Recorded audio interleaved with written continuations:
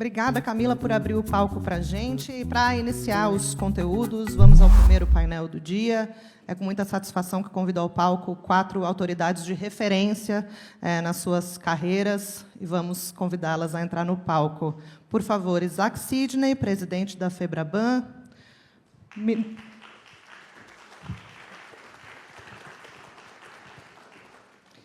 Ministro do Tribunal de Contas da União, Bruno Dantas.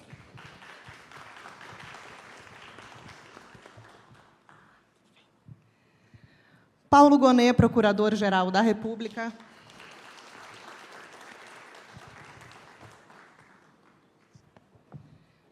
E o Ministro do Supremo Tribunal Federal, Gilmar Mendes.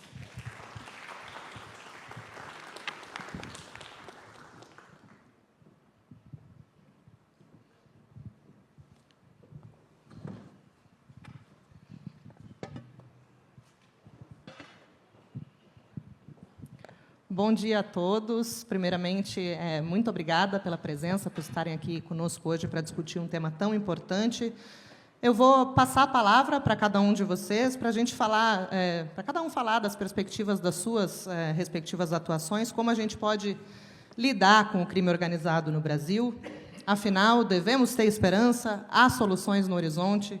Então, gostaria de também falar que estamos aqui para falar sobre a estratégia do follow the money, né? Ou seja, a inteligência financeira aplicada ao combate ao crime organizado. Então, gostaria de que, primeiramente, o presidente Isaac Sidney pudesse fazer as suas considerações. Bom dia.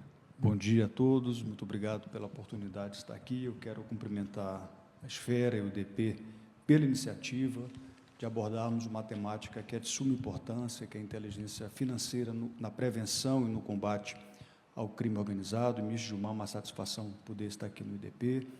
Quero cumprimentá-lo também, ministro Bruno Dantas, doutor Paulo Gonet, Procurador-Geral da República, João, Camila, obrigado pelo convite.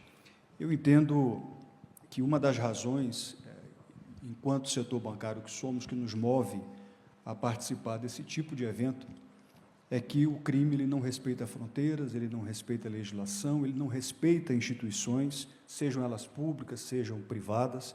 Por outro lado, existem organizações, pessoas, instituições que se unem e que se reúnem para que a gente possa enfrentar a criminalidade. Aqui o meu foco será a criminalidade financeira.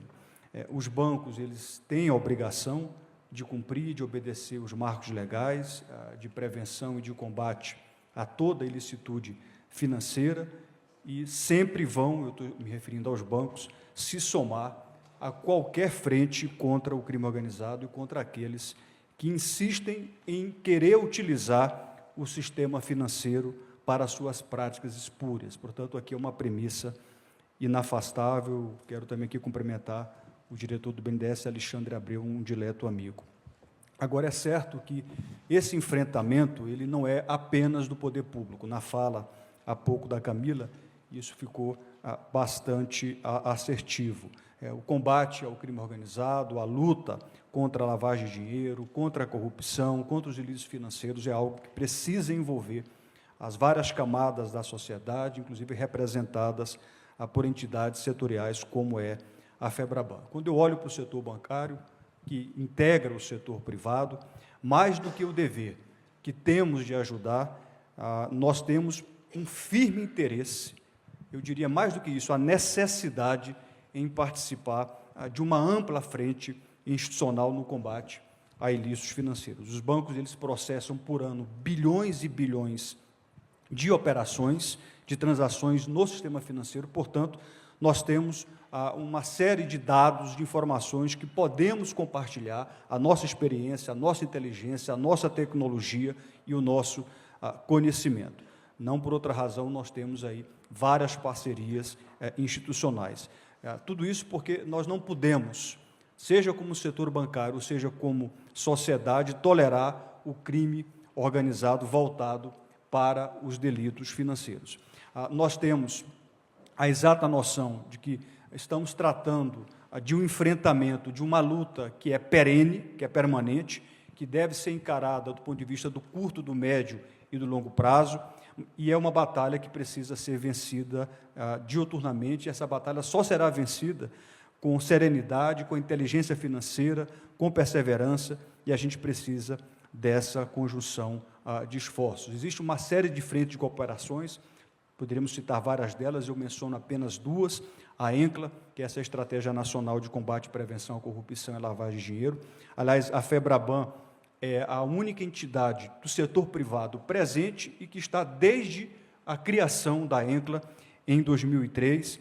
Temos também parcerias com o DRCI, que é o Departamento de Recuperação de Ativos de Cooperação Internacional. E, falando no âmbito internacional, o Brasil, e aí, enquanto Estado, país, tem o que mostrar ao mundo, do ponto de vista de políticas de prevenção e combate a ilícitos financeiros. Nós estamos muito inseridos, eu me refiro aqui a país, dentro de um contexto global de prevenção e de combate à lavagem de dinheiro, e os bancos fazem parte dessa engrenagem institucional e, portanto, a gente precisa se manter nessa engrenagem. Mais do que isso, quanto mais robustos, quanto mais convergentes os bancos tiverem em termos de controles e de integridade sobre as ações de prevenção à lavagem de dinheiro, mais protegidos estarão os clientes, o setor e a sociedade. Eu tenho uma convicção muito plena de que na prevenção e no enfrentamento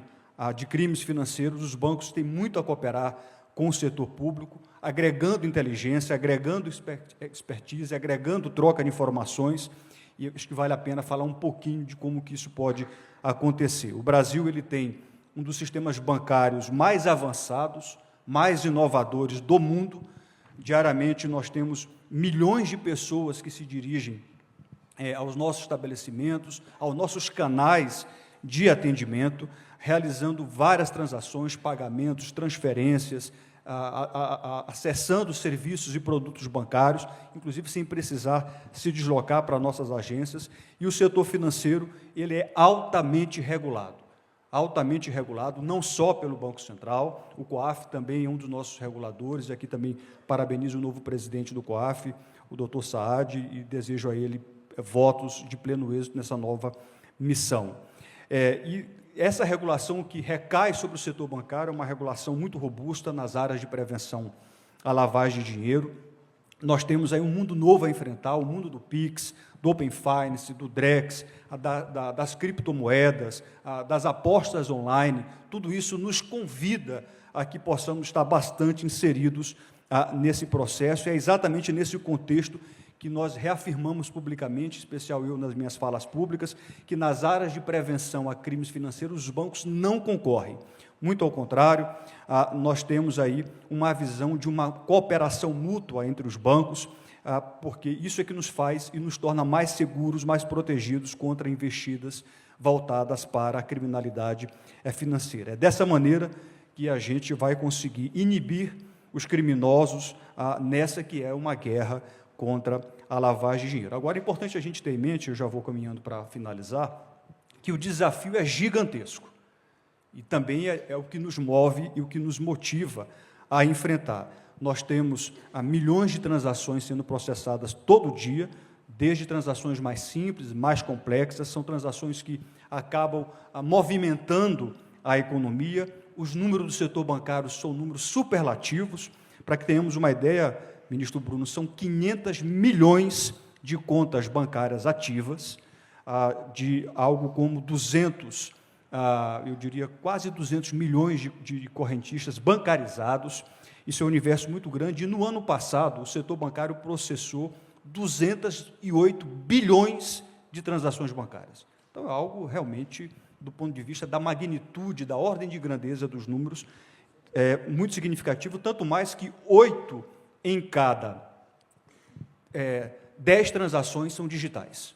80% das transações são digitais. Como é que a gente atende isso? Como é que a gente consegue atender essas demandas para prevenir crimes financeiros? Só tem um jeito: os bancos precisam manter um controle robusto, uma estrutura robusta de controles, para que a gente possa ter alertas de monitoramento para informar as autoridades se alguém tentar se utilizar dos bancos para fazer negócios ilícitos. A boa notícia é que, de fato, a gente tem aí um ambiente bastante protegido, bastante colaborativo. Isso nos faz, de fato, agir de uma forma bastante colaborativa com o poder público, e as áreas de PLD dos bancos também investem em profissionais cada vez mais qualificados, cada vez mais capacitados. Nós temos ferramentas robustas em relação ao onboard, à abertura de contas, à autenticação, à biometria, à ciência de dados, ao uso da inteligência artificial para que a gente possa identificar tentativa de golpes e de fraudes. Isso tudo reforça o compromisso do setor bancário com a inovação. Os bancos são os maiores comunicadores, ministro Gilmar, de operações suspeitas e atípicas ao COAF. Não há setor da economia com volume de comunicações maior do que os bancos. No ano passado, nós fizemos 1.600.000 comunicações de operações suspeitas e 4.300.000 comunicações de operações em espécie. Aliás, foram a partir dessas nossas informações, o COAF gerou, no ano passado, 16.500 relatórios de inteligência financeira e, portanto, a gente tem de agir. Eu finalizo com um tema que precisa ser enfrentado do ponto de vista, inclusive, de uma atuação estatal. Vale falar um pouco do mundo das apostas online. O Estado, o poder público e o setor privado, nas suas variadas composições, nós precisamos todos agir com muita firmeza, Estado e setor público, para não permitir que o crime organizado se sinta encorajado e se sinta à vontade para ampliar os seus tentáculos por meio das casas de apostas para práticas de delitos financeiros. Esse tema das bets é um tema tormentoso, é espinhoso, mas é mandatório que nós consigamos blindar o setor bancário de tentativa de práticas ilícitas a partir das casas de apostas. A gente está vendo um bombardeio de publicidade na sociedade, isso é diário, isso é contínuo. O poder público tem de ter a capacidade de separar o joio do trigo e de identificar quais são os efeitos sociais e econômicos, inclusive na saúde financeira e na saúde mental das pessoas. Nós temos um mundo legalizado hoje das bets, foi uma escolha legislativa do Estado e, portanto, a gente precisa respeitar essa escolha. Por outro lado, todos nós sabemos que existem dezenas, se não centenas de empresas que se movimentam nas sombras, que aproveitam a oportunidade para ganhar, inclusive, em cima de pessoas mais vulneráveis. Eu quero aqui, de fato, finalizar dizendo que nós tivemos 6 anos antes da regulamentação em que as chamadas bets, sobretudo as ilegais, se aproveitaram para navegar no mar aberto, sem regulação, sem fiscalização, e a FEBRABAN, ainda no ano passado, em setembro, foi uma das primeiras vozes a se posicionar por um freio de arrumação para que nós pudéssemos, então, avançar. Achamos que ainda há muito o que ser feito sob a ótica regulatória, sob a ótica da supervisão, sob aspectos do mundo financeiro, do mundo econômico, do mundo social e até penal em relação à atuação das bets. Esse é um cenário que nos convida a conjugar esforços, sobretudo porque nós podemos ter aí o setor de apostas como um canal de riscos nada desprezíveis no uso indevido das apostas para lavar dinheiro. Portanto, essa é a mensagem que fica aqui na finalização da minha fala. Muito obrigado.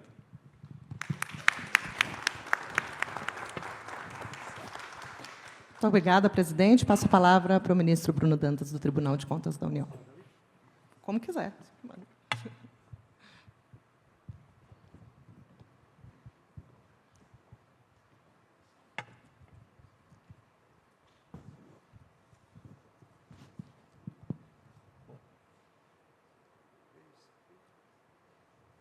Só o meu ministro.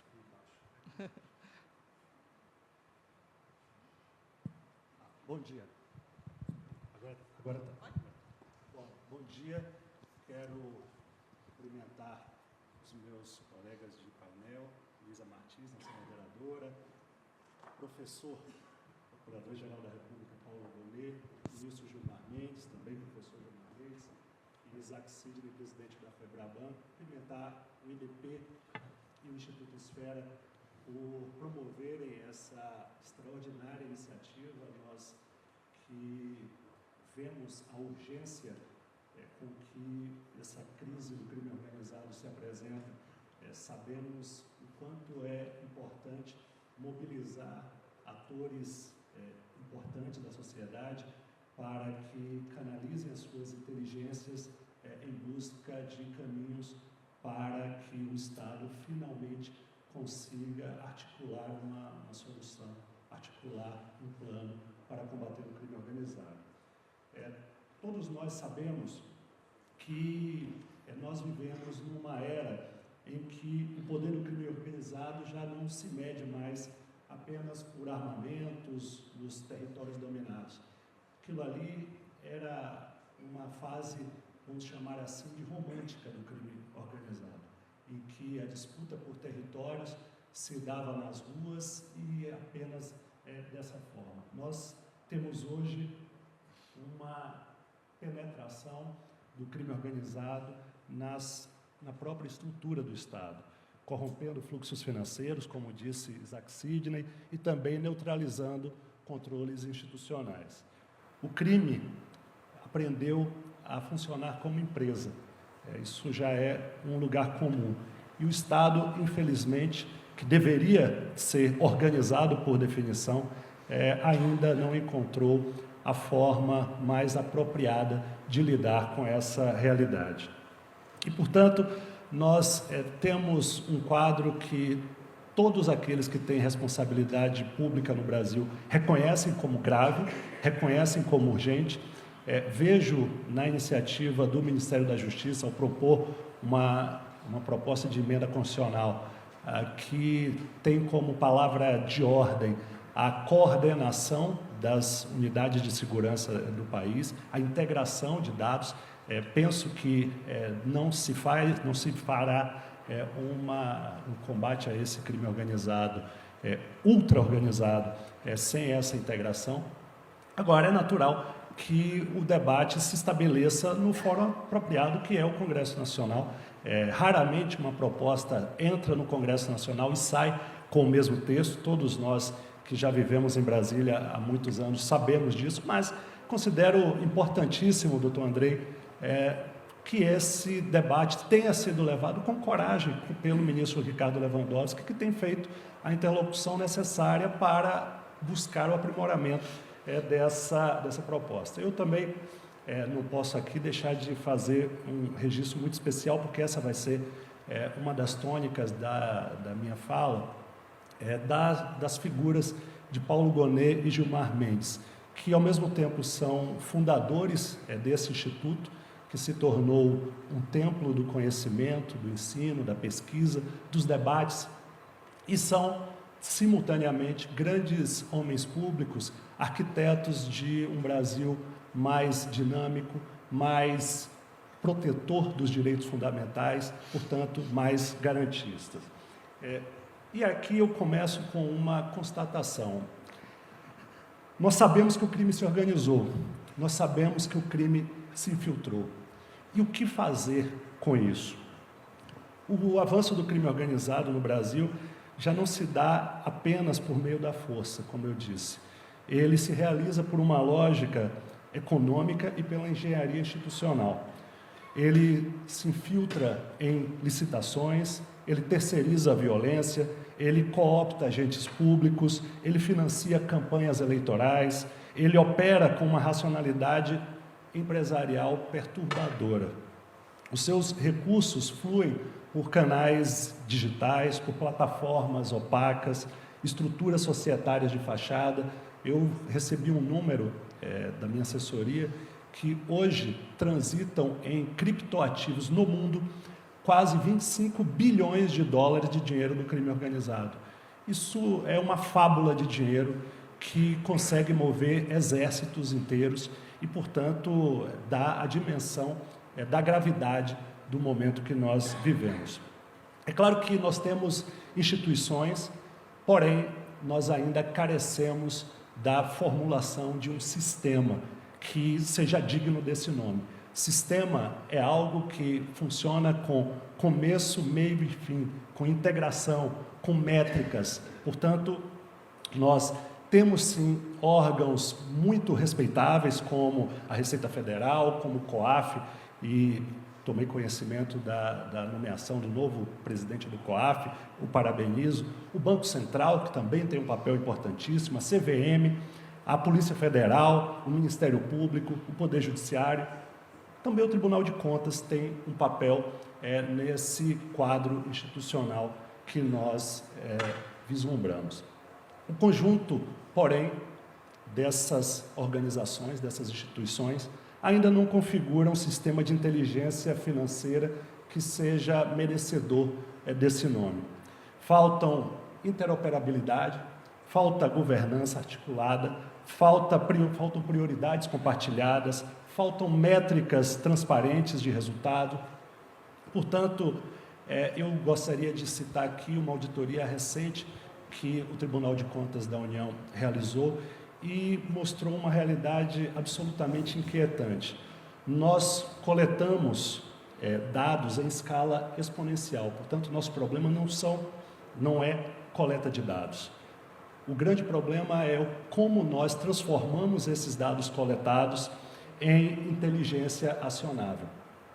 E pior, e aqui é um ponto que eu quero chamar a atenção dessa plateia tão seleta. Nós, infelizmente, estamos operando algoritmos decisivos sem uma documentação pública, sem rastreabilidade e sem controle externo efetivo. A ausência de transparência nos sistemas automatizados dos diversos órgãos públicos não é um problema técnico. Ele pode se converter numa própria ameaça à democracia. O jornal britânico The Guardian, em matéria publicada no domingo passado, alertou para um colapso silencioso da confiança institucional, ministro Gilmar, quando a inteligência artificial passa a tomar decisões sem controle, sem explicação e também sem legitimidade. A OCDE, a Unesco e o Banco Mundial convergem no diagnóstico. A OCDE propôs o ATRS, que é o Algorithmic Transparency Recording Standard, portanto, um padrão que deveria ser utilizado para o registro da transparência dos algoritmos. E também a OCDE defende a governança baseada em auditoria e em responsabilidade pública. A Unesco, por sua vez, aprovou uma resolução que exige que todo o sistema estatal automatizado respeite a dignidade humana e respeite os direitos fundamentais. O Banco Mundial, por sua vez, adverte contra a importação de algoritmos que reforcem desigualdades e corram a autorregulação estatal. Portanto, nós temos aqui algumas pistas de como enfrentar esse problema. Nós, aqui no Brasil, sabemos, com uma dolorosa experiência recente, o que significa permitir que sistemas opacos sejam utilizados fora dos limites constitucionais. Já vimos estruturas como a Receita Federal e o COAF se prestarem a esse tipo de desvio. E é importante que não se permita que isso volte a acontecer.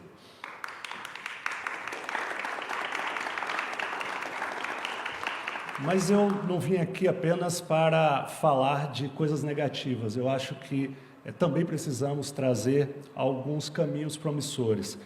E aqui, da janela por onde eu olho, a esplanada dos ministérios, ali no Tribunal de Contas, por trás do prédio do Supremo Tribunal Federal, eu posso dizer que o TCU tem investido bastante de forma estratégica em tecnologia, transformando a própria Corte em uma referência de controle inteligente e inovador. Graças à sua posição privilegiada, doutor Paulo, na arquitetura constitucional e ao poder que o Constituinte nos deu de requisitar dados de qualquer ente ou entidade público, o TCU passou a operar um dos maiores ecossistemas integrados de dados públicos do mundo. São quase 200 bases de dados que vão do CadÚnico ao DETRAN, da Receita Federal ao INCRA, passando pelo Tribunal Superior Eleitoral e pelas juntas comerciais. Tudo isso opera dentro de um ambiente chamado LabContas, que é um ambiente tecnológico avançado que apoia auditorias complexas consciência de dados de ponta. Nosso passo seguinte, e essa é uma ambição que temos, é integrar essas bases de dados ao ChatTCU, que é a nossa ferramenta de inteligência artificial generativa. Trata-se de um sistema que hoje já está em funcionamento, baseado nos autos processuais, em que os auditores eles fazem perguntas ou dialogam com a ferramenta, com o ChatTCU, e ele busca soluções generativas dentro dos autos processuais. Então, pode-se buscar qual é o conteúdo da peça X de uma auditoria tal.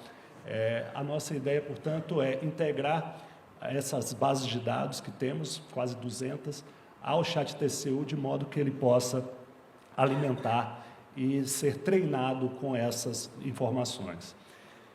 Portanto, o ChatTCU poderá aprender não apenas com os autos processuais, mas também com os bilhões de terabytes de dados estruturados que estão sob a guarda do nosso tribunal. Portanto, é um projeto que une sofisticação tecnológica com responsabilidade republicana, porque tudo aquilo que nós defendemos de auditabilidade, de rastreabilidade, nós fizemos questão de inserir na nossa ferramenta de inteligência artificial. Qualquer observador externo poderá ver como é que a nossa ferramenta de inteligência artificial generativa está sendo treinada e como ela está aprendendo, que dados ela está acessando e quais são os vieses que vão sendo construídos e como eles podem ser dirimidos. Portanto, caminhando aqui para o final, eu quero dizer que a inteligência financeira do Estado, que é o tema desse evento, também deve ser sofisticada, mas, assim como nós temos feito com as ferramentas do Tribunal de Contas da União, essa inteligência financeira deve ser republicana. Todo sistema automatizado precisa ser transparente, precisa ser rastreável, precisa ser auditável e precisa ser controlado por instituições legítimas. Sem isso, não há Estado de Direito, há apenas aparência de racionalidade encobrindo abusos silenciosos.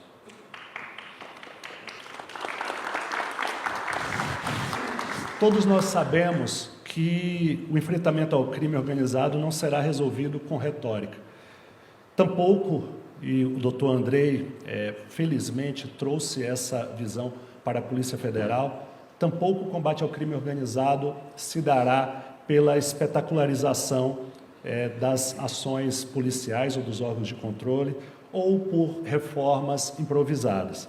O que se exige neste momento crucial é ação coordenada, tecnicamente embasada e juridicamente responsável de todos aqueles que têm mandato constitucional, e mandato eu me refiro aqui não a mandato eletivo, mas mandato no sentido de missão dada pela Constituição para agir. O Legislativo precisa regulamentar a transparência e auditabilidade dos algoritmos estatais, o Executivo precisa estruturar a governança técnica entre os órgãos de inteligência financeira, o Ministério Público e o Poder Judiciário precisam resistir à tentação da onipotência algorítmica e o Tribunal de Contas da União, que também tem um papel importante, precisa aplicar todos esses recursos tecnológicos com técnica, com independência e com coragem. Eu finalizo agradecendo mais uma vez o convite do Instituto Esfera e do IDP, dizer que com esse evento, tanto o IDP quanto o Instituto Esfera cumprem as suas missões institucionais de promover o diálogo qualificado, catalisar a inteligência cívica e exigir com serenidade, mas com firmeza, a atuação daqueles que têm o dever de proteger a integridade republicana. Portanto, estão todos de parabéns e agradeço a atenção.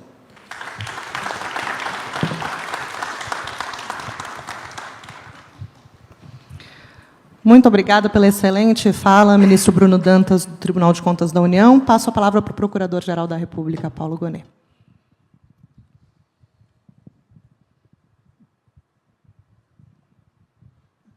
Bom dia a todos.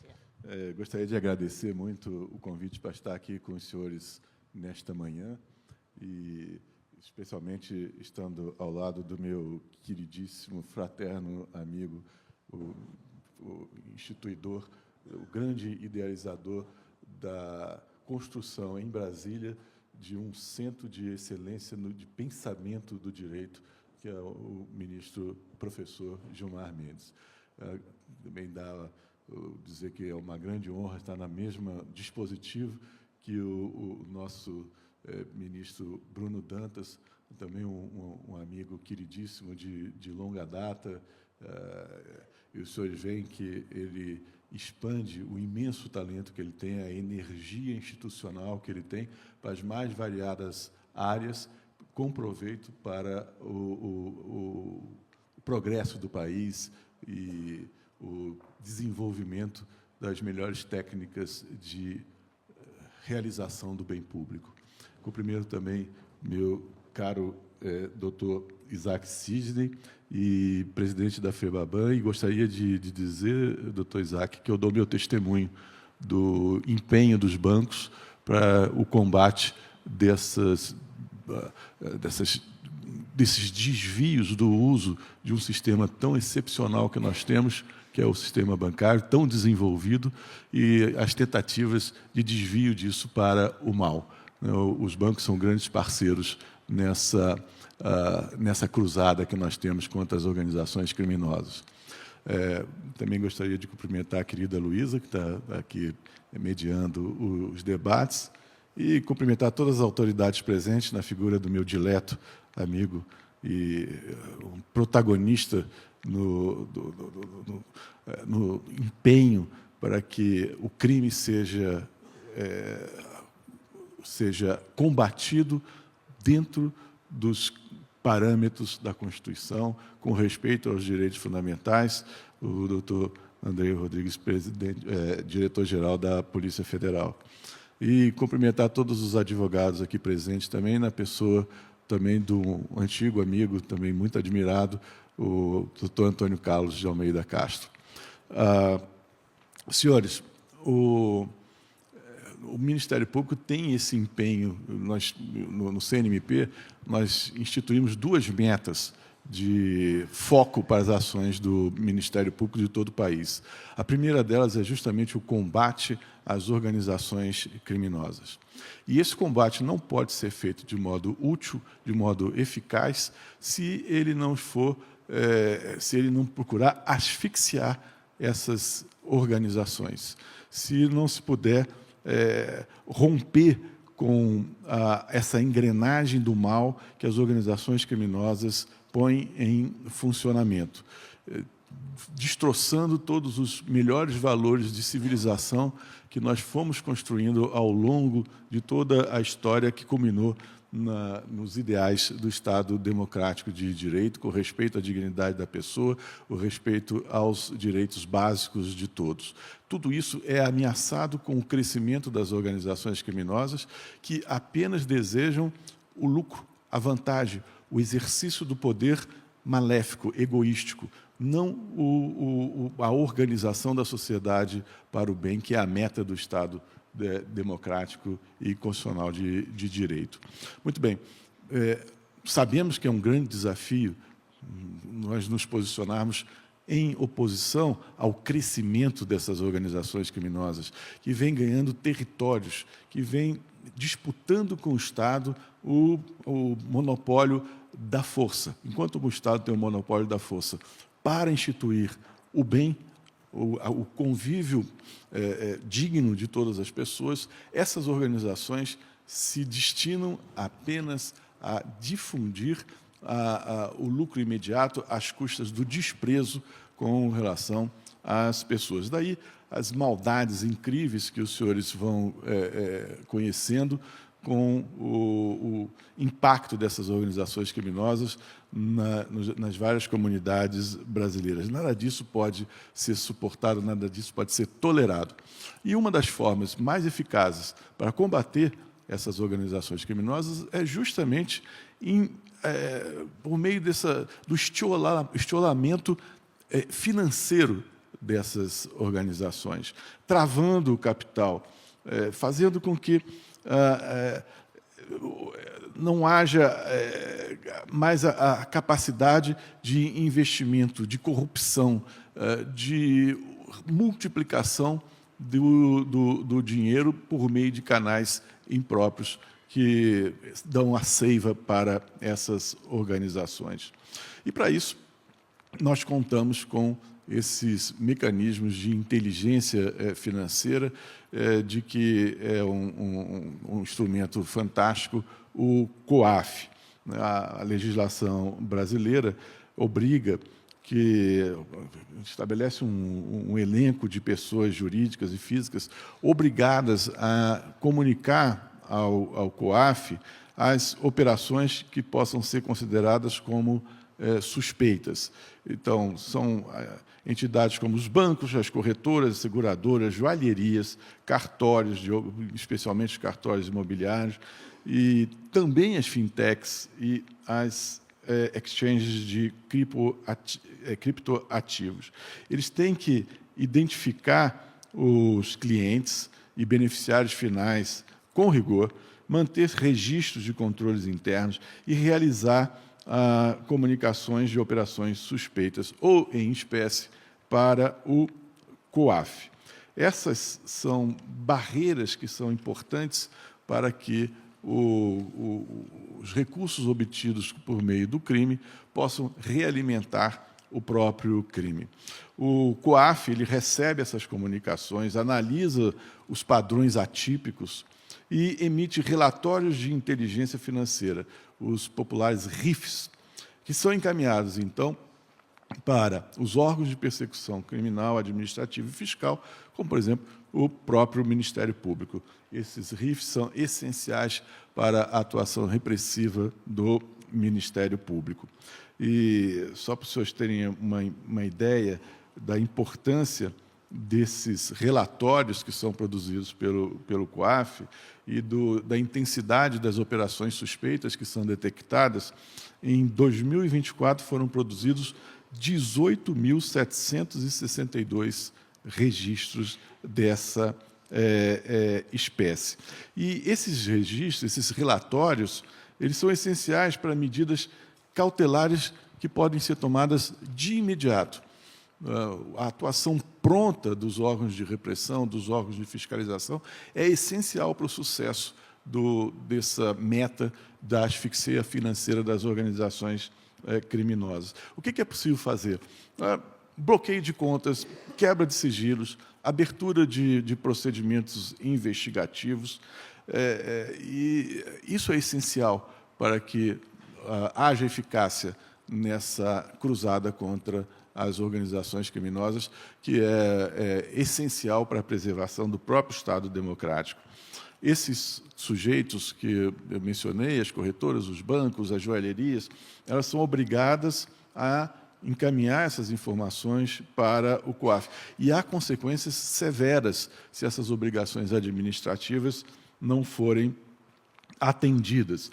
Multas que podem alcançar o dobro da operação, até multas de 20 milhões, inabilitação por até 10 anos para atuação em atividade de risco. E essas sanções têm sido eficazes para obrigar esses sujeitos a realizar essas comunicações. O COAF tem um desempenho bastante intenso nessa atividade de cobrança, fiscalização dessas obrigações dessas entidades. E, para vocês terem uma ideia, em 2024, o COAF multou mais de 55 mil sujeitos obrigados que não cumpriram os seus deveres administrativos. Dentro do Conselho Nacional do Ministério Público, nós temos também uma normativa sobre a atuação do Ministério Público nesse combate da lavagem de dinheiro. A previsão de confisco e identificação do beneficiário econômico final e um alinhamento, isso é muito importante, com a percepção mundial de que o combate à lavagem de dinheiro não é um assunto exclusivamente de um país, é um assunto de toda a comunidade internacional. Eu vou dar um exemplo curioso para os senhores.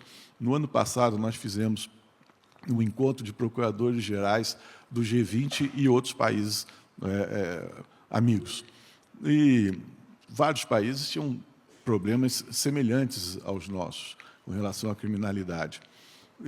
Mas estava também o procurador-geral da Noruega. E, na hora que ele foi falar, ele disse, olha, nós não temos esses problemas que vocês estão falando aí, não. A gente não tem crimes, não tem... A nossa vida é quase monótona por lá. Mas nós temos uma preocupação, é isso que nos moveu a vir aqui, que é justamente a possibilidade do uso das nossas instituições financeiras para a lavagem de dinheiro. Então, não há ninguém, por mais pacífica que seja e organizada que seja a sociedade, que esteja desligado das consequências do crime, mesmo fora do seu país, por meio de lavagem de dinheiro, se valendo das instituições locais.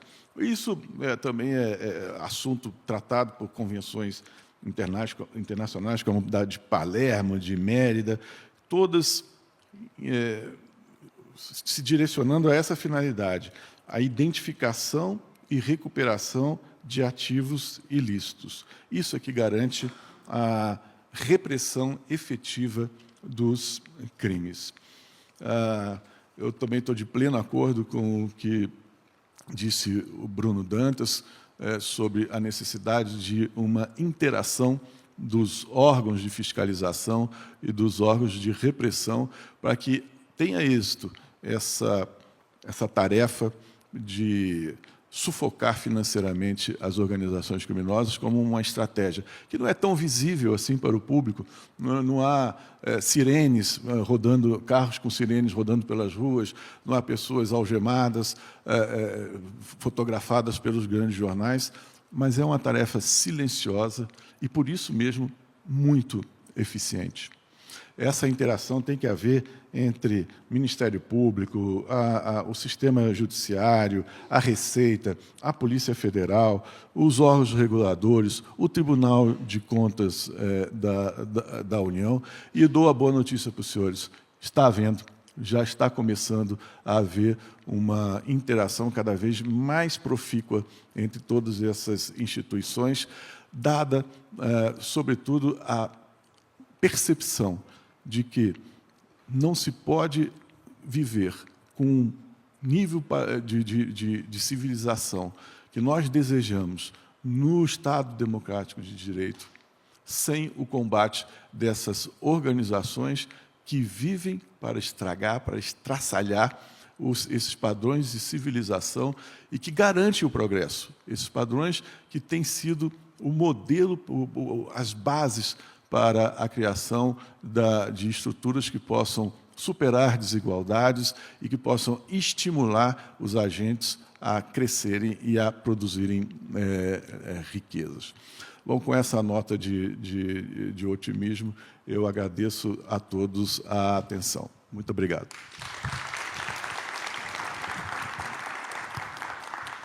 Muito obrigada ao Procurador-Geral da República, Paulo Gonet. Passo a palavra para o ministro do Supremo Tribunal Federal, Gilmar Mendes.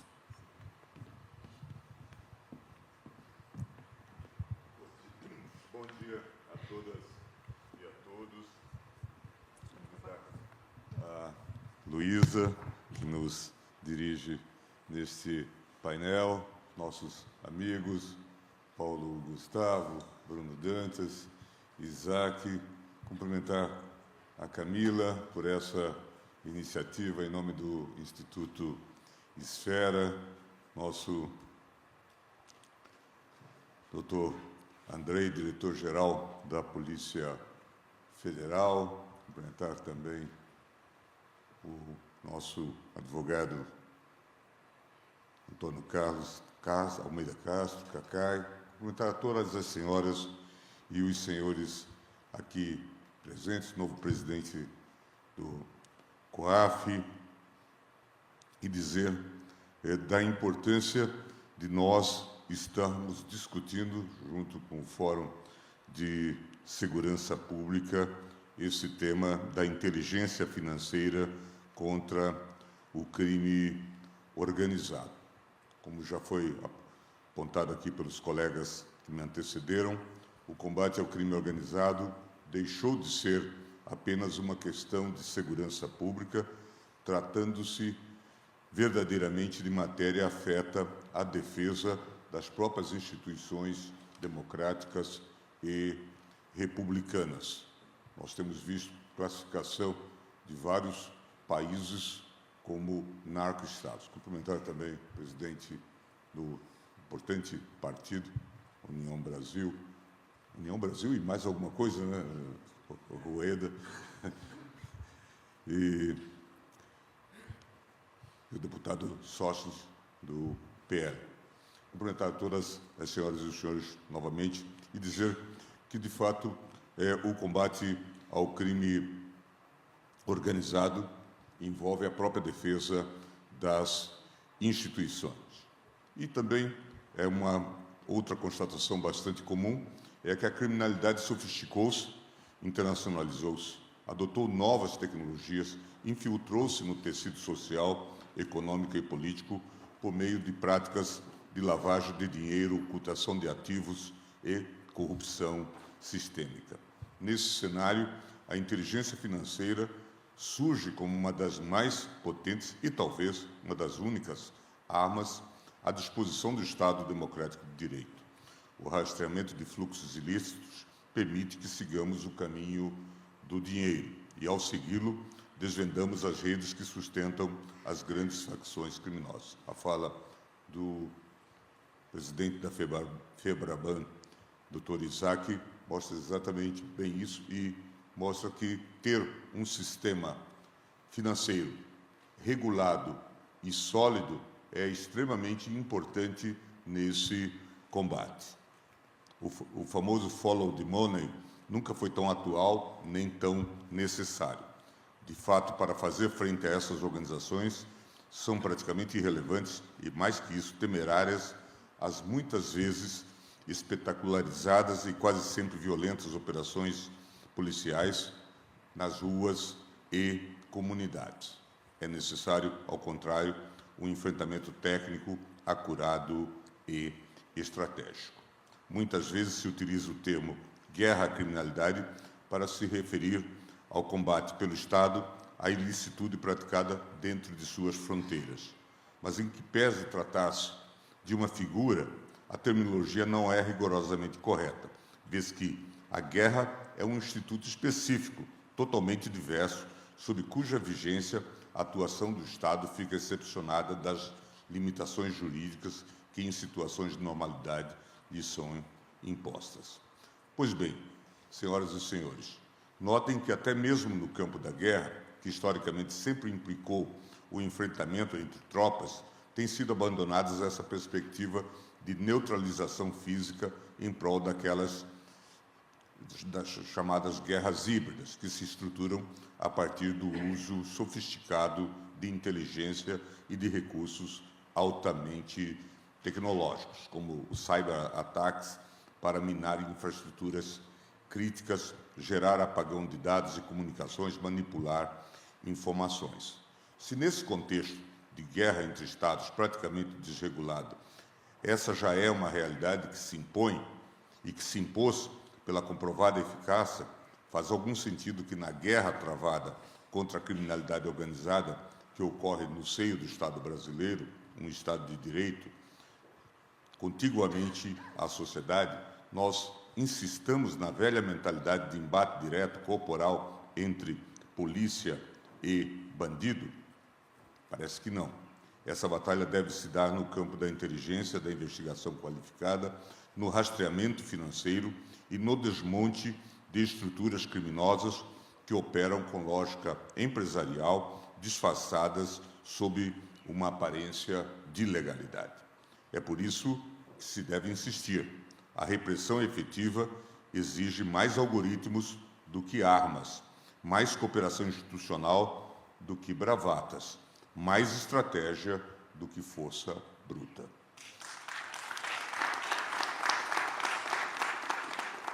Nessa direção, o Supremo Tribunal Federal, em julgamento recente, na ADPF 635, a chamada ADPF das favelas, no último mês de abril, chegou de forma consensual a um plano de ação para o combate à letalidade policial em operações no Rio de Janeiro. Como todos sabem, a situação ali é de extrema gravidade, com o crime organizado ocupando espaços onde o poder público simplesmente não entra e submetendo as populações sob seu jugo a opressões e arbitrariedades de toda a ordem. Isso é inaceitável e o Estado brasileiro tem urgentemente que retomar o controle do seu território, restabelecendo uma urbanização racional para nele fazer o devido exercício de sua jurisdição, de modo a garantir a efetividade dos direitos que são reconhecidos a todos, também aos brasileiros que vivem nessas comunidades atualmente controladas pelo tráfico e pelas milícias.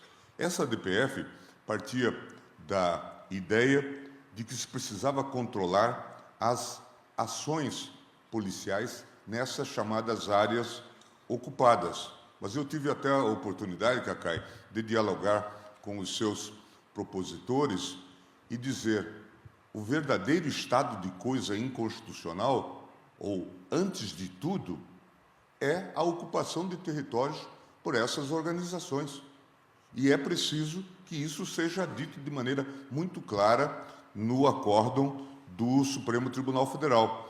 E isto resultou, inclusive, na determinação de que se abrisse um inquérito com base na competência da Polícia Federal para investigar essas organizações que impedem as pessoas de ter uma vida normal nas comunidades.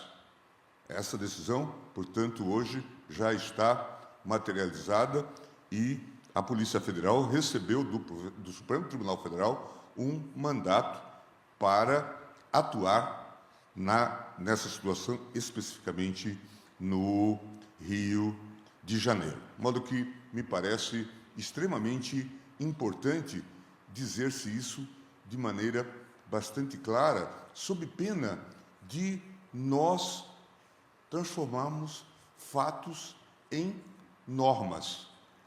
O verdadeiro estado de coisa inconstitucional, em casos que tais, é a ocupação de territórios por milícias ou grupos de tráfico,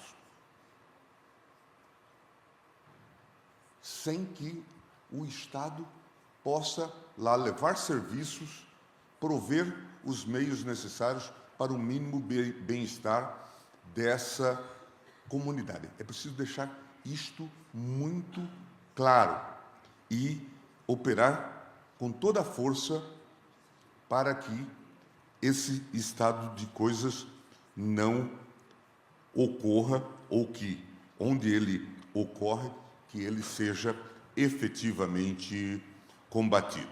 Aqui também já se destacou a importância do trabalho do COAF. E, de fato, sobre isso, sabem todos, o Supremo Tribunal Federal também tem se ocupado, inclusive no recurso extraordinário 1.055.941, o tema 990, em que se firmou o entendimento de que é constitucional o compartilhamento com o Ministério Público de dados bancários e fiscais obtidos pela Receita Federal e pelo COAF no exercício de suas atribuições legais, sem necessidade de prévia autorização judicial.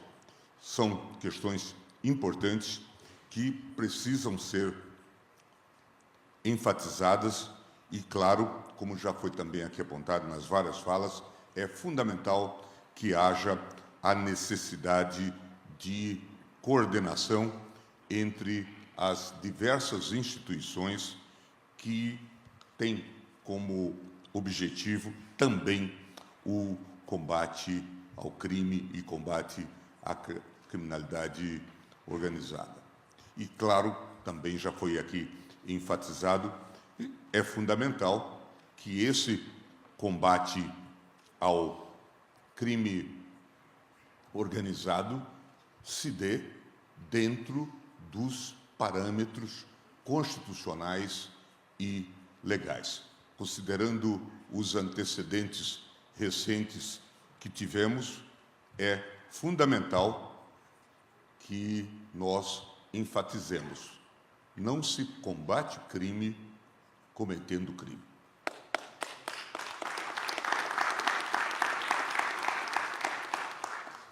A atuação coordenada entre órgãos como COAF, Polícia Federal, as polícias militar e civil dos estados, Ministério Público, Banco Central, a Receita Federal e o Judiciário é essencial e precisa ser aprofundada.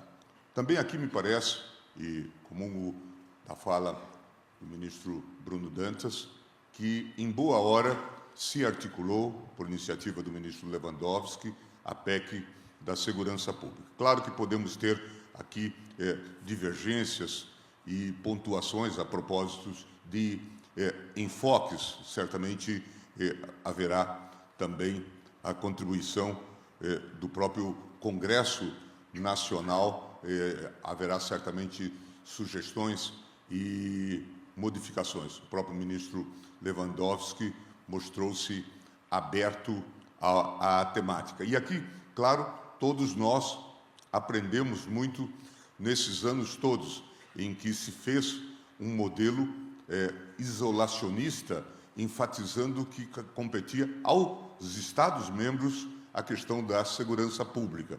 E fomos aprendendo ao longo do tempo que era uma exigência excessiva para as unidades federadas, porque o crime, no mínimo, já era interestadual e já se vê também internacional. E se viu também a necessidade, aprendemos a importância até mesmo das chamadas guardas municipais, que inicialmente tinham sido pensadas no texto constitucional para a proteção dos próprios municipais, mas que hoje podem atuar numa estrutura coordenada. O próprio Supremo Tribunal Federal vem de reconhecer em jurisprudência recente que é de se alargar a atribuição das próprias guardas municipais. O presidente Alckmin gosta de citar o caso de um guarda municipal no interior de São Paulo, que foi fundamental, a sua observação foi fundamental para desvendar aquele célebre sequestro do publicitário Oliveto, mostrando, portanto, que a coordenação das várias forças incumbidas de policiamento em sentido geral é extremamente relevante. Claro que também devemos nos abrir à cooperação e ao diálogo internacionais, como já apontou o nosso procurador-geral. Claro, o crime organizado não respeita fronteiras geográficas, logo, nosso combate a ele tampouco pode ser limitado por elas, e é necessário buscarmos a colaboração de outros países e organizações supranacionais, uma vez que as operações financeiras, cada vez mais complexas, se espraiam por todo o globo. De modo que, me parece que é quase que um lugar comum que experiências institucionais bem-sucedidas precisam ser estudadas e trazidas à nossa realidade, claro, com as adaptações necessárias. E daí também a importância deste evento, Camila, que tem exatamente a proposta de apresentar um estudo comparativo internacional sobre o tema. Encaminhando-me para o encerramento, permita-me também lembrar a célebre frase do juiz italiano Giovanni Falcone, símbolo da luta contra a máfia: os homens passam, mas as ideias ficam. Este seminário, prezados, é uma auspiciosa ocasião para que ideias venham à tona. Esperamos que elas fiquem e gerem frutos na forma de instituições e regras que permitam ao Brasil libertar-se do parasitismo do crime organizado, que consome energias, recursos e vida do nosso povo. Concluo reiterando minha convicção de que o enfrentamento à criminalidade organizada não se faz só com ações de curto prazo, mas com inteligência, articulação e compromisso institucional. A inteligência financeira é o caminho e o COAF, entre outros órgãos estratégicos, deve ser fortalecido como instrumento de Estado, blindado contra interferências indevidas e capacitado para cumprir sua função. Agradeço e parabenizo a Esfera Brasil e ao Fórum Brasileiro de Segurança Pública por essa relevante iniciativa que o IDP acolhe com muita satisfação. Que o evento possa inspirar políticas públicas corajosas e duradouras necessárias para o Estado brasileiro fazer frente a essa ameaça grave e direta à sua soberania e aos direitos, independência e dignidade do nosso povo.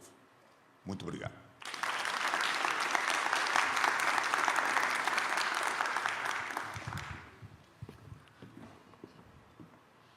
Muito obrigada, ministro Gilmar Mendes. Eu gostaria de entregar a vocês, nessa manhã, aos senhores, uma versão resumida do estudo inédito que o Instituto Esfera está lançando junto ao Fórum Brasileiro de Segurança Pública, informações que são fruto de muita dedicação, traçam um panorama sobre a situação atual do crime organizado no Brasil e também traz proposições de soluções para os principais problemas relacionados hoje ao crime organizado.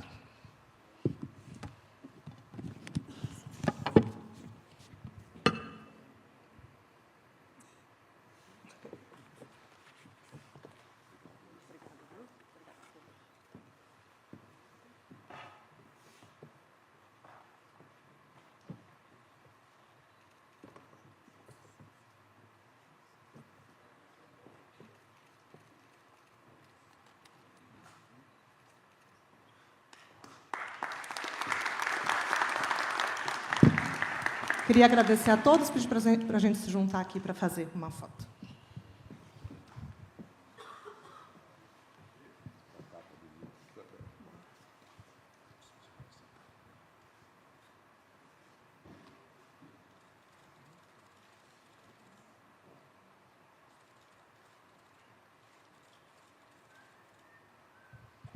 Muito obrigado, senhores, por estarem conosco hoje. Agradeço a presença de todos.